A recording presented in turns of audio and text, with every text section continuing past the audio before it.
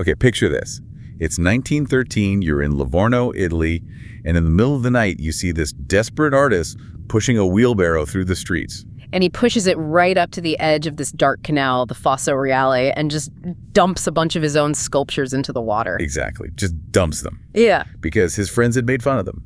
Now, fast forward 70 years. 70 years. 1984. The art world is absolutely set on fire because they dredge that same canal and they find something.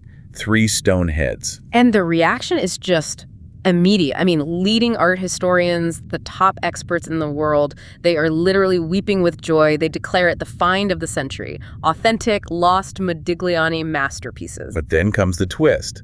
A few days later, 3 university students go on national television. Oh, this is the best part. They say, yeah, about those masterpieces. And they reveal they carved them in a garage as a prank. With a Black & Decker electric drill. With a Black & Decker. And the company, Black & Decker, they even ran this cheeky ad campaign afterwards with the slogan, "It's easy to be talented with a Black & Decker." It was a total global embarrassment. The museum director collapsed. I think he was even hospitalized. But the reason that hoax worked, the reason it was so believable, is because the real life of Amedeo Modigliani was already so chaotic, so tragic, and so full of myth that finding his sculptures in a canal, well, it almost makes sense. Absolutely. And that's what we're diving into today. The life of the Prince of Montparnasse, Amedeo Modigliani. We're going to get into his obsession with sculpture, the tragedy that defined his end, and how he became the most forged artist in history. And to understand how 3 kids with a power tool could fool the art world, you really have to understand the man.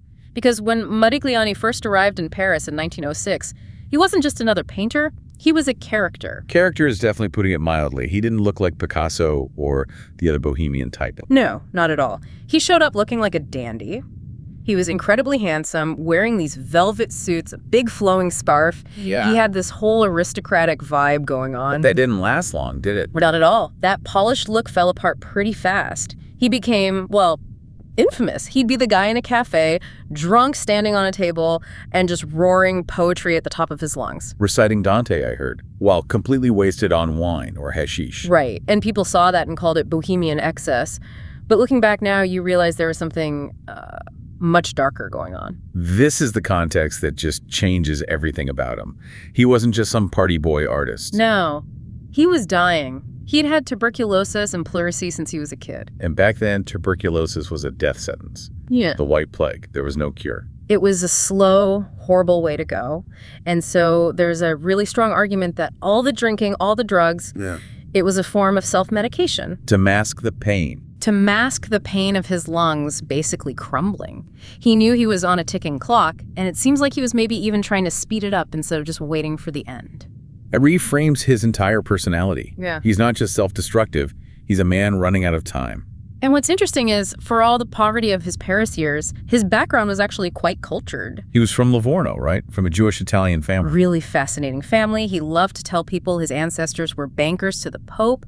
He'd introduce himself, "I am Modigliani, Jew," with this sort of grand historical claim. Which wasn't exactly true, was it? Well, it's a good story. The reality was his father's business had gone bankrupt right around when he was born.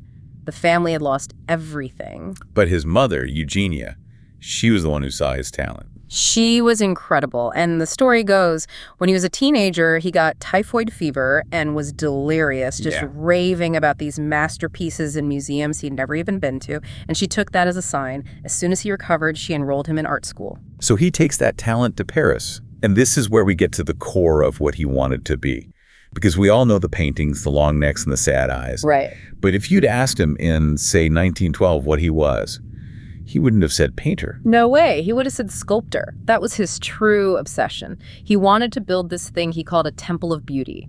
He was fixated on ancient art, African masks. He wanted to carve directly into stone. And he was so committed that he was literally stealing his materials. I mean, he had no money for marble or even good stone, so he and his friends would raid construction sites at night. Specifically the Paris Metro, which was being built at the time. Exactly. They'd hop the fences, grab these huge blocks of stone, and wheel them back to his studio. It's actually why a lot of his sculptures are so tall and thin, like pillars. He was just carving the shape of the blocks he was stealing. That's incredible. But then, around 1914, he just stops. Yeah. He completely abandoned sculpture. Why? It wasn't really a choice, it was survival. First, the physical effort was immense, but the real killer was the dust. For his lungs.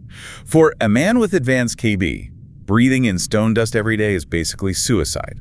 It was killing him even faster than the alcohol. And then there was just the simple logistics. It's heavy. Stone is incredibly heavy. You need a ground floor studio, which was more expensive. He was just too poor to keep doing it. There's that one story that just breaks my heart about the sculpture he was working on at a construction site. It's brutal. He couldn't move this big block, so he'd work on it secretly at night, right there on the site. He shows up one morning, and the workmen are mixing cement. They had built his sculpture right into the foundation of the new building. They just thought it was junk. They thought it was scrap stone that some crazy person had been chipping away at. Yeah. So somewhere in Paris, there is a building being held up by a lost Modigliani masterpiece. That is just, wow. So he couldn't be a sculptor anymore. Physically or financially, no. Yeah. So he took everything he learned from sculpture, the long faces, the straight noses, the little button melts, and he put it on canvas. So the classic Modigliani look is basically a sculpture, just flattened into 2 dimensions. That's it, exactly. And that also explains the eyes. You know how in his portraits, the eyes are so often blank? Just almond shapes of blue or gray. No pupils. No pupils. Because on a stone sculpture, you don't paint a pupil, you just carve the shape of the eye. He kept that same look. He famously said, "When I know your soul, I will paint your eyes." But most of the time, he just left them blank. Which gives them that really melancholic, inward-looking feeling. They're not looking at you, they're looking inside. Okay, so let's talk about the money, or the lack of it.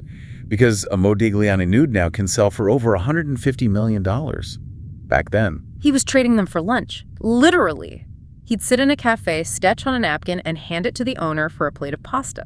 The writer Jean Cocteau said he handed out drawings like a gypsy fortune teller. And the landlord who used his canvases to patch up old mattresses. It sounds like a legend, but by all accounts, it's true. The landlord just saw durable fabric, you know? He needed to fix a mattress, and this crazy artist tenant had left behind all this painted canvas. Why not use it? Imagine sleeping on a mattress patched with something that could now buy a small country. It just shows you how little his work was valued at the time. But even in that poverty, he was at the heart of everything. He was painting all his friends, Picasso, Diego Rivera. And his close friend, Chaïm Soutine. Their friendship is just amazing to me. It's a total odd couple. You have Modigliani, the elegant, handsome prince, and then you have Soutine. Who was a bit rough. A bit. Soutine was a genius, but he was famously messy. He almost never bathed. He was socially awkward. And Modigliani, this dandy, took it on himself to teach Soutine manners. He taught him how to use a handkerchief. But he also saw his talent, right? Right, absolutely. He championed Soutine's work when no one else would. It shows that under all the drunken theatrics, Modigliani had this incredibly sharp eye. Then the whole story shifts in 1917 when he meets Jeanne Hébuterne. This is where it becomes a real tragedy. Jeanne is the final crucial piece of the puzzle. She was a young, talented art student herself.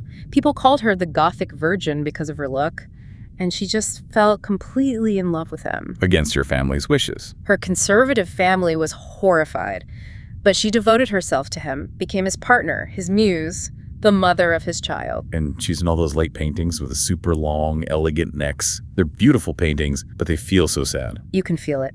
By late 1919, their life is a nightmare. They're in a freezing cold studio. Modigliani's health is in total collapse. He's coughing blood.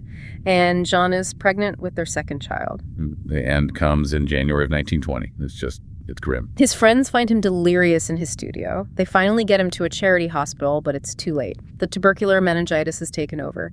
He dies on January 24th. He was 35. Just 35 years old. And his last words were supposedly, "Cara Italia," dear Italy, thinking of home. There's one detail from right after his death. The death mask.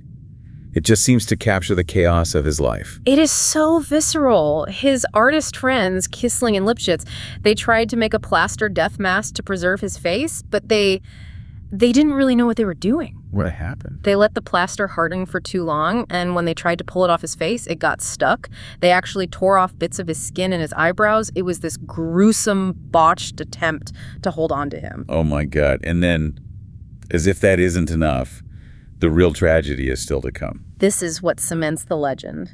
Jeanne Hébuterne, 8 months pregnant, is completely destroyed. Her family takes her back to their apartment to watch over her. But in the middle of the night. About 2 days after Modigliani died, she throws herself out of a 5th-story window. It's just horrific. She killed herself and their unborn child. She was only 21. Her family was so ashamed they buried her in a different cemetery.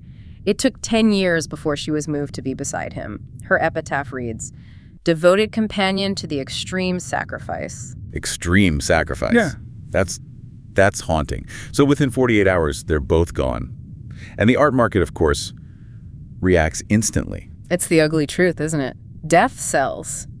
Suddenly, the guy who traded drawings for soup is a legend, the cursed artist, and his work is worth a fortune. But this created a huge problem. A problem that brings us right back to the Black & Decker drill. Exactly. Because he gave so much art away, because he kept 0 records, nobody really knew what was a real Modigliani. The door was wide open for forgers. Right. For most big artists, there's a thing called a catalogue raisonné, which is like the definitive Bible of every single real piece they ever made. Correct. One single source of truth.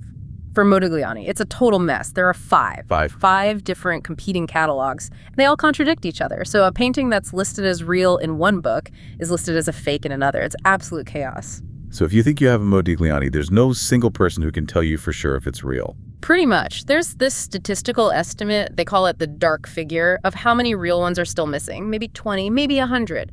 But there are over 1,000 known fakes floating around the market. So the odds are, if you find one, it's a fake. Overwhelmingly. And it's not just small-time collectors getting fooled. In 2017, a huge exhibition opened in Genoa, Italy, a blockbuster museum show. I remember this. The authorities got a tip, they seized the art for testing, and it turned out that 20 of the 21 paintings on display were forgeries. 95% of a major museum show is fake. That's unbelievable. It just shows you how muddy the waters are, and that brings us back to Livorno in 1984. That's the atmosphere where this hoax could happen. Because the city was desperate to claim him as their hero. They knew the legend about the sculptures in the canal. They wanted to believe it was true. The psychological need was there. They wanted that miracle. So when the dredgers pulled up those stones, the experts weren't looking with clear eyes. They were blinded by the myth. They saw what they wanted to see. And all the while, 3 students are sitting at home just watching the news and laughing. Can you even imagine? They just did it on a whim. They got a drill, found some rocks, carved them up in a garage. They probably thought they'd get caught in 5 minutes. Instead, the world's most famous art critics are on TV, weeping, calling their prank divine. And when they confessed, they had to prove it right. They carved another one live on TV. They did. And that was it. The bubble burst. Yeah. Total humiliation for the art world. But the students proved their point. Everyone had become so obsessed with the myth and the name that they had stopped actually looking at the art itself. It's the ultimate Emperor's New Clothes story. With a power tool. And it does leave you with this big question. If the world's best experts can be fooled so easily by some kids in a garage, what is it that we're actually valuing in art? That is the big question. But I think there's maybe an answer in his real work. You can copy the long neck and the blank eyes. You can. A drill can copy the form, but it can't copy the feeling. There's a particular kind of silence, kind of soulfulness in a real Modigliani that comes from his life. He was painting his own pain, his own awareness that the end was near, into those faces. The soul he said he needed to know before he could paint the eyes. Exactly. A Black & Decker can carve stone, but it can't carve a sense of mortality, and that's the one thing that the fakes and the pranksters could never, ever replicate. Amedeo Modigliani, the man who couldn't sell a sculpture for a few francs, now the most forged ghost in the art market. And whose life was so strange that a prank with a power drill just became another chapter in his legend. If you enjoyed this dive into the wild side of the art world, please make sure you like and subscribe. You won't want to miss our next one. And the next time you're in a museum, look closely at those masterpieces. You never know if there's a tragic love story, a fatal illness, or maybe even a Black & Decker drill hiding behind the paint. Thanks for listening.